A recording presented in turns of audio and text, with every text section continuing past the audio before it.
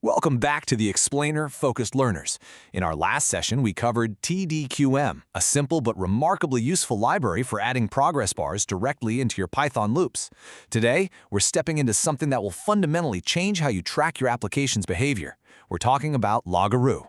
It's a modern, incredibly easy-to-use logging library designed to completely replace Python's somewhat cumbersome built-in module. All right, let's dive right in.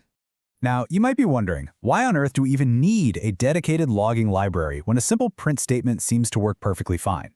I mean, we've successfully built functional applications together relying purely on print, and honestly, it's completely natural for early testing. But as we transition into real-world applications, we start hitting some pretty critical flaws. So here is our roadmap for today. First, 1. Beyond simple print statements. 2. The Python logging bottleneck. 3. Effortless logging with Loguru. 4. Production-ready Loguru features. 5. Real-world application scenarios. And finally, 6. Logging best practices. Section 1. Beyond simple print statements. Why print fails in production. Think about the stark contrast between these two approaches. Print statements work perfectly well while you're actively developing and testing your code, but they are ephemeral.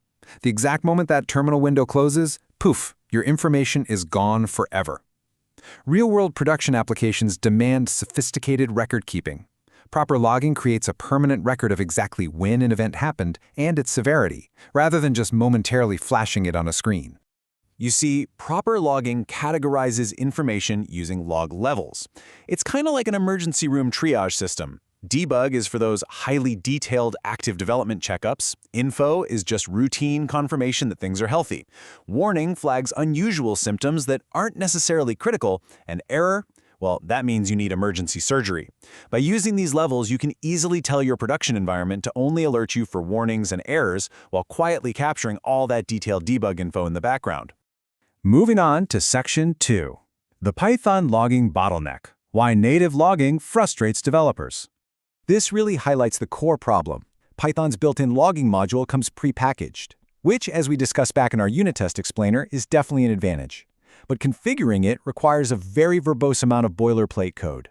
You have to individually set up handlers, formatters, and loggers before you can properly log anything at all. It's a headache. Loguru, on the other hand, requires absolutely zero configuration to get started.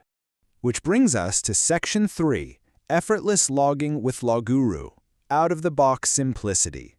This elegantly mirrors the simplicity advantage we saw with PyTest in an earlier session. It's literally just 3 steps. 1. Pip install Loguru. 2. From Loguru import logger. And 3. Logger.info start logging. That is the whole shebang. You completely bypass the built-in module's configuration overhead and start logging immediately.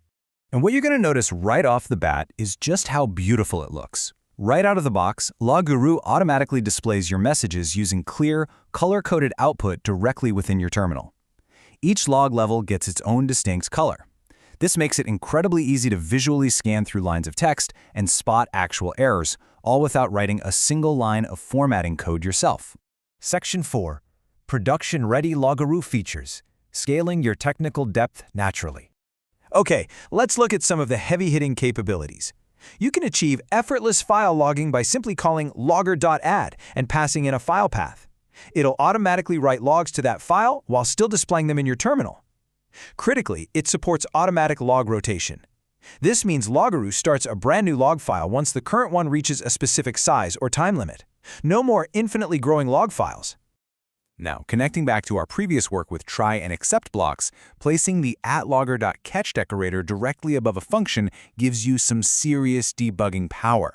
If that function raises an unexpected exception, Loguru automatically logs a complete traceback. But here is the absolute best part. It captures the specific values of every single local variable at the exact moment the error occurred. That is a massive game changer over a standard Python traceback. For larger systems, we have this serialize equals true parameter. Passing this outputs your logs directly as structured JSON. We've discussed the importance of JSON throughout this series, and here it's absolutely crucial. Why? Because in complex production systems, logs are often read and analyzed automatically by dedicated log analysis tools, not by humans. Structured logging makes that machine parsing incredibly reliable and effortless. Section 5. Real-world application scenarios, anchoring Loguru to tangible developer experiences.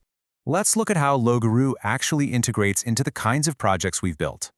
If you recall our fast API build from a past explainer, you'd use Loguru there to log every incoming request and potential error. With Celery, you're running time-consuming tasks entirely in the background where you can't watch them in real time, which makes reliable file logging essential. And for automated web scrapers, Loguru gives you a perfect morning record to review exactly which unattended scripts succeeded or failed overnight. Section 6. Logging best practices, the golden rules to wrap up. All right, let's summarize the crucial takeaways. Number 1. Ditch print statements in favor of Loguru for any real-world application running outside your immediate view. Number 2. Always leverage automatic log rotation to keep your file sizes in check. And finally, number 3, enthusiastically use that @logger.catch decorator on all your critical functions to ensure absolutely no hidden exception ever goes unnoticed. If you take absolutely nothing else away from our time today, let it be this core ethos. Stop printing, start logging.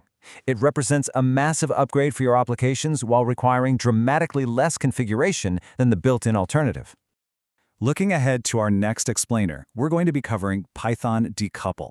It is a brilliant library for separating your application's settings right out of your source code, building directly on the configuration concepts we explored in an earlier session with python.env. Make sure you're subscribed because we still have 15 more amazing packages ahead of us in this series. I'm going to leave you with this final thought to chew on regarding your own debugging practices. Are your critical application errors vanishing into thin air the exact second your terminal closes? Think about it. It might just be time to capture them permanently. Thanks for learning with me today, and I'll see you in the next one.